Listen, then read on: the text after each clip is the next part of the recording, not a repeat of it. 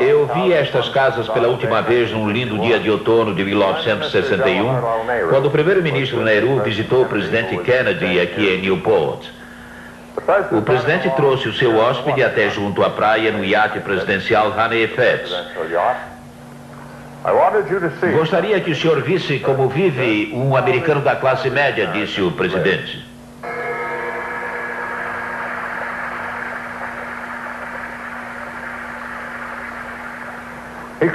Ele poderia ter dito que estas casas eram o exemplo supremo do consumo ostentatório de Veblen.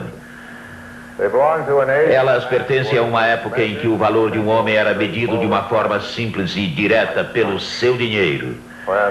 Uma época em que os artistas, poetas, políticos, cientistas e sociólogos não sonhavam em disputar com os ricos o direito de serem famosos. Naquele tempo, Hollywood ainda não era conhecida e nem se sonhava com personalidades da televisão. Mas para dar destaque a seu dono, a fortuna precisava ser conhecida. Ninguém poderia andar por aí acenando com notas de $1000 ou cheques, embora alguns tenham tentado. Estas residências não eram, portanto, um lugar de moradia, recreação ou procriação. Elas proclamavam, anunciavam a riqueza, o valor de seus habitantes.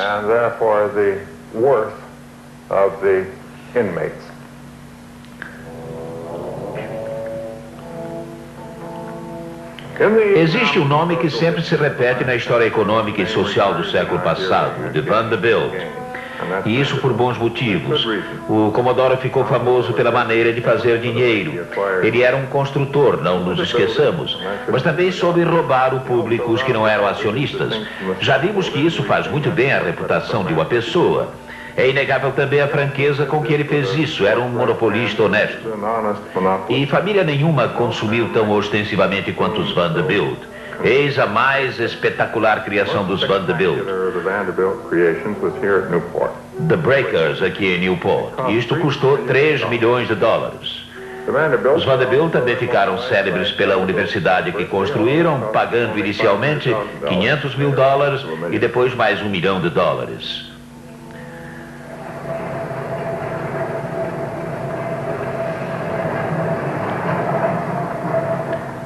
Era necessário um verdadeiro exército de empregados para cuidar da propriedade deles. Os criados eram treinados para a obediência, a disciplina, o respeito, qualidades que reafirmavam também o status superior dos patrões. Como Veblen observou de modo notável,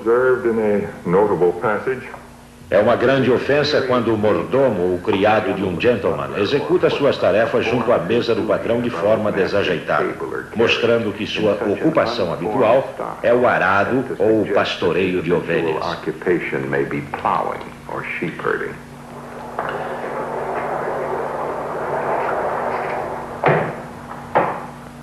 E não foi um mero acaso que levou os criados a contribuir para o fim de toda essa elegância. Eles, assim que podiam, arranjavam outro emprego. Podemos considerar uma regra que ninguém passa a vida contribuindo para afirmar a superioridade dos outros se tiver uma alternativa. Todos achavam que o bom e fiel mordomo amava o seu patrão até o dia em que ele arrotou alto no jantar e na manhã seguinte foi mandado embora. O primeiro passo em direção a uma sociedade sem classes é o fim da classe dos empregados domésticos. Is always the disappearance of the servant class. A característica mais marcante e perene da riqueza são os problemas decorrentes do prazer em desfrutá-la. Os pobres acham que os prazeres dos ricos estão na comida, nas bebidas e na prevaricação cara e variada. Para os Vanderbilt, a comida era preparada por um grande cozinheiro que ainda podemos ver em atividade. Monsieur Donon é um sobrevivente, um felizardo. Ele tinha uma passagem reservada para a viagem por mar como acompanhante da senhora Harry Clay Frick, para quem trabalhava. E deixou de embarcar porque a patroa torceu o tornozelo. O navio era o Titanic. Os pratos de Monsieur Donon são excelentes, mas existem limitações físicas para tais delícias. Há também limites, embora mais elásticos, para a bebida e para o sexo. As consequências do abuso de tais prazeres, como um corpo pesado, o alcoolismo crônico e a falta de coordenação, acabaram saindo de moda. Na verdade, a forma ideal de desfrutar a riqueza não era mais consumi-la, e sim, como diziam Veblen e Adam Smith, exibi-la.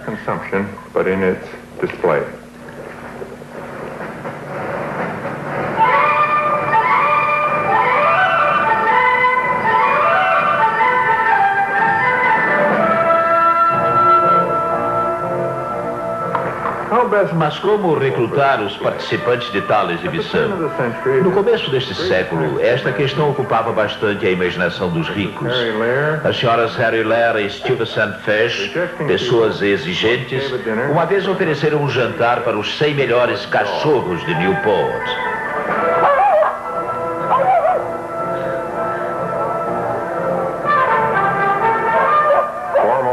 Os cachorros convidados deveriam comparecer a rigor. O prato principal do cardápio era fricassê de ossos e fígado. Para nós que fizemos este programa, foi bastante difícil encenar este jantar. A dificuldade maior foi que a educação dos cachorros vem se deteriorando continuadamente desde aquela época.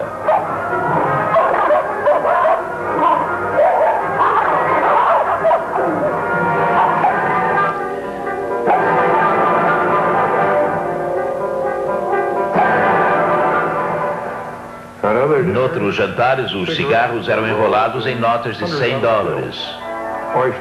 As ostras vinham enfeitadas com pérolas negras. O gelo vinha em blocos com ursos polares verdadeiros.